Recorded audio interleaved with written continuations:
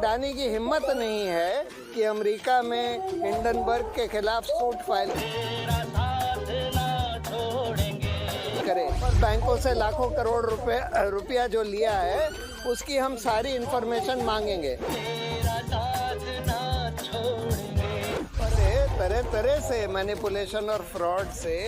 लाखों करोड़ की लूट करी गई। दोस्तों, हिंडनबर्ग की रिपोर्ट के बाद अडानी ग्रुप ना सिर्फ बर्बाद हुई है बल्कि इतना ज्यादा डर चुकी है कि हिंडनबर्ग के खिलाफ अब तक कोई कानूनी कार्रवाई नहीं हुई। वैसे कानूनी कार्रवाई को लेकर के अडानी ग्रुप हमेशा से एक्टिव रही है और इंडिया में कई सारे मीडिया हाउसेस, कई सारे जर्नलिस्ट को डिफेमेशन केस करके धमका भी चुके हैं और कई सारे केस उनके ऊपर लाद करके उनके आर्टिकल को दबा भी चुके हैं, उनकी आवाज को दबा भी चुके हैं। कुछ एग्जांपल मैं यहां पर रखूंगा। दिन में हिंडनबर्ग के बारे में बात करूंगा कि दरअसल हिंडनबर्ग के खिलाफ अडानी ग्रुप कोई डिफेमेशन केस क्यों नहीं कर रही, कोई लीगल प्रोसेस के थ्रू क्यों नहीं जा रही है। तो देखिए, पहला केस अडानी ग्रुप ने जुलाई 2018 में दी वायर के खिलाफ किया था। दी वायर ने एक आर्टिकल छापा था जिसमें यह जिक्र किया था कि कैसे सेंटर ने अडानी ग्रुप को 500 करोड़ रुपए का फायदा पहुंचाया, जिसको लेकर के अडानी ग्रुप ने दी वायर के खिलाफ डेफिमेशन केस किया था।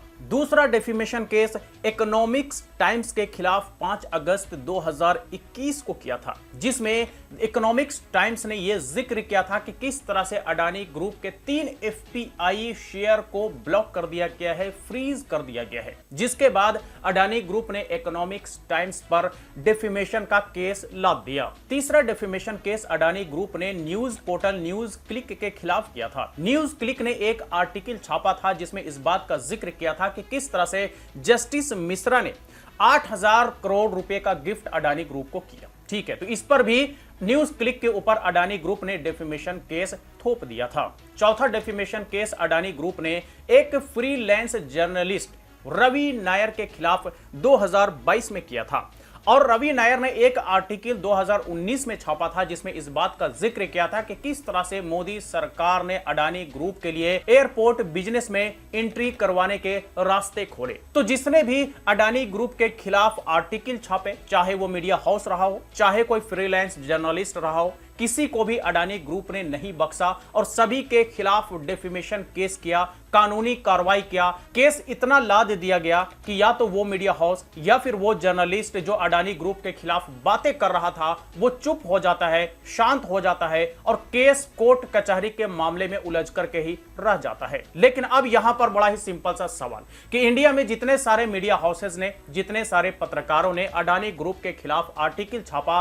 आवाज बुलंद किया, उनके खिलाफ डेफिमेशन केस तो हुआ, उन्हें कोर्ट कचहरी में घसीटा तो जरूर गया। लेकिन यहां पर हिंडनबर्ग की रिसर्च ने अडानी ग्रुप को तहस नहस कर दिया, अडानी ग्रुप के वजूद को हिला करके रख दिया, अडानी ग्रुप के लाखों करोड़ रुपए का नुकसान कर दिया, वो भी एक रिपोर्ट से। इसके खिलाफ अब तक कोई कार्रवाई क्यों नहीं, इसके खिलाफ अब तक कोई डेफिमेशन केस क्यों नहीं, इसके खिलाफ अब तक कोई कानूनी कार्रवाई क्यों नहीं? बड़ा सिंपल सा सवाल है। अब इसका आप जवाब भी तलाशेंगे तो आपको जवाब अडानी ग्रुप के रिपोर्ट और हिंडनबर्ग के रिपोर्ट में ही मिल जाएगा। तो देखिए, इसको ऐसे समझिए कि अगर अडानी ग्रुप इंडियन बेस्ड किसी भी मीडिया हाउस या जर्नलिस्ट के खिलाफ बड़े आसानी से कार्रवाई कर सकती है, केस लाद सकती है, तो एक तरह से यह भी देखा जा सकता है क्योंकि इंडिया में अडानी जी के मित्र की सरकार है, यानी कि मोदी जी की सरकार है, इसलिए सैया भैल कोतवाल तो फिर डर काहे का, जिसके खिलाफ चाहो केस मर दो, जिसे चाहो कोर्ट कचहरी में घसीट लो,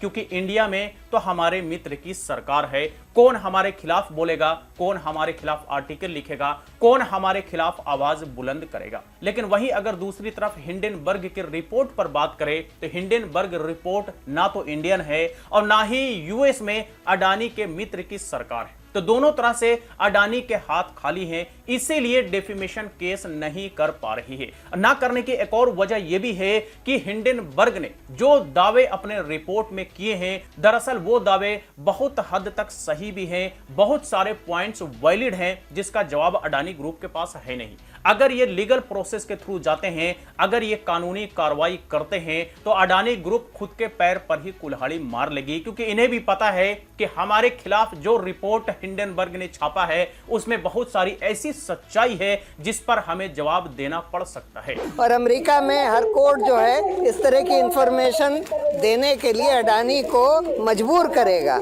इसलिए अडानी की हिम्मत नहीं है कि अमेरिका में हिंडनबर्ग के खिलाफ सूट फाइल करे। इस पर अडानी ग्रुप के पास कोई जवाब नहीं है, इसीलिए हिंडनबर्ग रिसर्च के खिलाफ कोई कानूनी कार्रवाई अडानी ग्रुप नहीं कर पा रही है। यानी कि अडानी ग्रुप को हिंडनबर्ग रिसर्च ने इस तरह से फंसा दिया है कि ना यह मामला निगलते बन रहा है ना यह उगलते बन रहा है। ये कानूनी कार्रवाई करेंगे तो कैसे करेंगे, क्योंकि हिंडनबर्ग रिसर्च की रिपोर्ट पब्लिश होने के बाद हिंडनबर्ग ने ओपनली अडानी ग्रुप को चैलेंज किया कि अगर आप इस मामले को लेकर के सीरियस हैं तो आप यूएस कोर्ट में आइए, हम आपका स्वागत करते हैं। इसके साथ साथ हिंडनबर्ग ने यह भी कहा था कि हमारे पास एक डॉक्यूमेंट्स की लंबी फहरिस्त है जिसकी डिमांड हम कोर्ट में आपसे करेंगे। तो मिला जुला करके इस वजह से भी अडानी ग्रुप डर चुकी है कि भाई अगर हम लीगल प्रोसेस के थ्रू यूएस में हिंडनबर्ग के खिलाफ केस करते हैं तो एक तो हमारे पास जवाब नहीं सवालों का, दूसरा कि वो जो डॉक्यूमेंट्स की डिमांड करने की बात कर रहा है वो कौन कौन से ऐसे डॉक्यूमेंट्स होंगे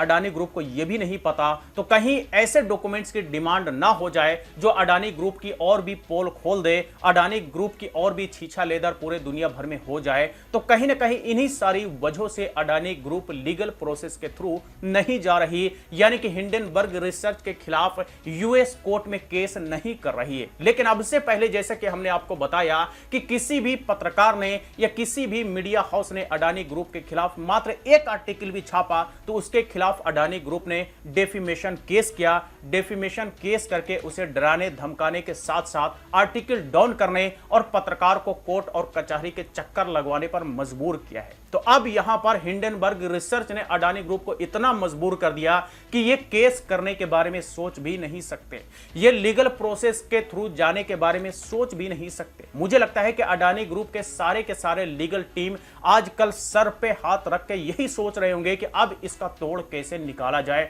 अब इस मसले से कैसे बाहर आया जाए, क्योंकि अडानी ग्रुप का लगातार लॉस हो ही रहा है। शेयर मार्केट में इनके वैल्यू लगातार गिर ही रहे हैं, लोगों के बीच अडानी ग्रुप का ट्रस्ट धीरे धीरे खत्म होता ही जा रहा है और यह सारा कुछ हुआ है हिंडनबर्ग की रिसर्च की रिपोर्ट आने के बाद। आप एक मिनट के लिए फर्ज करिए कि अगर यह हिंडनबर्ग रिसर्च यूएस की कंपनी ना होकर के इंडिया की कंपनी होती तो आज के डेट में इसका क्या हश्र होता। आप एक बार इमेजिन कर लीजिए, यही सोचते हुए कि किस तरह से मीडिया हाउसेस का हश्र हुआ, किस तरह से उन पत्रकारों का हश्र हुआ जिसने अडानी ग्रुप के खिलाफ आवाज बुलंद किया, अडानी ग्रुप के खिलाफ आर्टिकल लिखा। तो मिला जुला करके हम ये कह सकते हैं कि अडानी ग्रुप जो चाहे मनमानी इंडिया में ही कर सकती है, इंडिया के बाहर ये भीगी बिल्ली बन जाती है, जैसे कि आज के डेट में हिंडनबर्ग की रिसर्च आने के बाद ये बनी हुई है। कोई कार्रवाई नहीं, कोई खोज खबर नहीं, कानूनी कार्रवाई होगी भी या नहीं होगी इसके बारे में कोई अता पता नहीं। लेकिन मान करके चलिए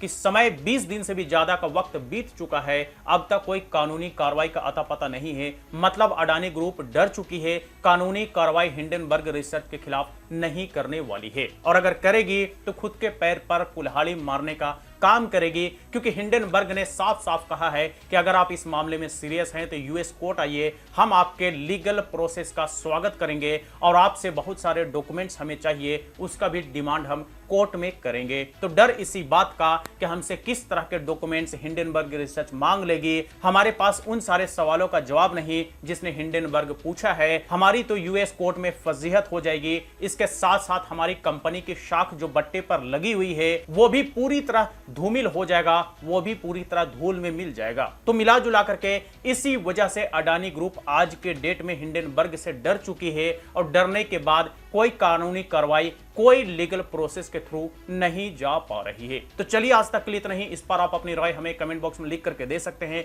वीडियो अच्छा लगा तो लाइक करें, ज्यादा से ज्यादा लोगों के साथ शेयर करें। फिर मुलाकात होती है किसी नए वीडियो के साथ, तब तक के लिए इजाजत दीजिए, बाय बाय।